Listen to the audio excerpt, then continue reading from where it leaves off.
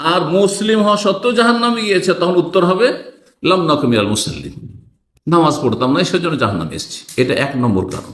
রহমত লাভের উপায় হচ্ছে তাকওয়া, রহমত লাভের উপায় হচ্ছে জাকাত প্রদান, রহমত লাভের উপায় হচ্ছে আল্লাহর বিধিবিধান প্রতি বিশ্বাসী হয়ে মেনে নেওয়া। আপনারা এমন রুমে আপনার রুম পড়েছে যে সব বেনামাজির পাল, সব বদচরিত্রের লোক, সবসময় খারাপ কথা, অশ্লীল কথা, অন্যায় কথা, তাহলে সেই রুম থেকে হিজরত করে অন্য ভালো মানুষের রুমে চলে যাও ফরজ। আসসালামু আলাইকুম রহমতুল্লাহ বারাকাতুহু। 2 নম্বর, আল্লাহর রহমত পাওয়ার উপায় হচ্ছে তাকওয়া, আল্লাহ ভীতি, আল্লাহর ভয়ে ভালো কাজ করা, আর আল্লাহর ভয়ে মন্দ কথা কাজ থেকে বেঁচে। সহজ ভাষায় তাকওয়া মানে ভয় ভীতি। তো বাঘ ভল্লুককে ভয় করলে কি তাকওয়া হয়ে যাবে নাকি? হ্যাঁ, প্রাকৃতিক যেসব ভয় রয়েছে সেগুলির নাম তাকওয়া নাকি? সাপ দেখলে কে ভয় পায় না? মুসা আলাইহিস সালাম ভয় পেয়েছেন, ঠিক না? চোর ডাকাত খুনি দেখলে কে ভয় পায় না?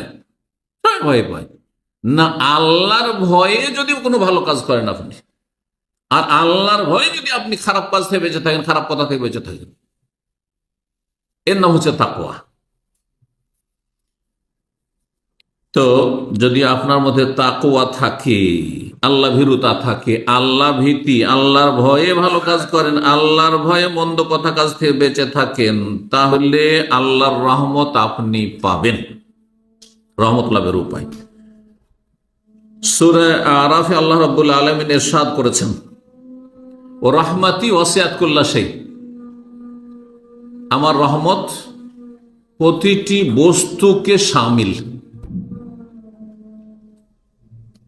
আল্লাহর রহমত, আমরা ওইদিকে বাইরের কোনো আওয়াজ আছে হয়তো,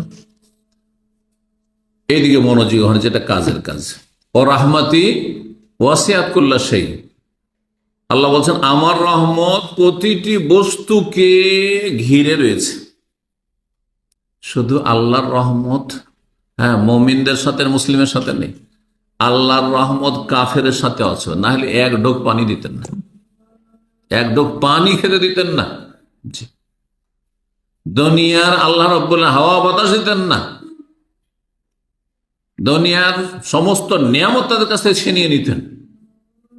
কুফর শিরকের চাইতে বড় অপরাধ কি হতে পারে? তো আল্লাহ রাব্বুল আলামিনের রহমত সবকিছুকে শামিল, সমস্ত বস্তুকে শামিল। কিন্তু আল্লাহ বলছেন ফাসাকতুহা লিল্লাযিনা ইয়াত্তাকুন, যারা আল্লাহ ভীরু, যারা পাপ মুক্ত থাকে আল্লাহর ভয়ে, তাদের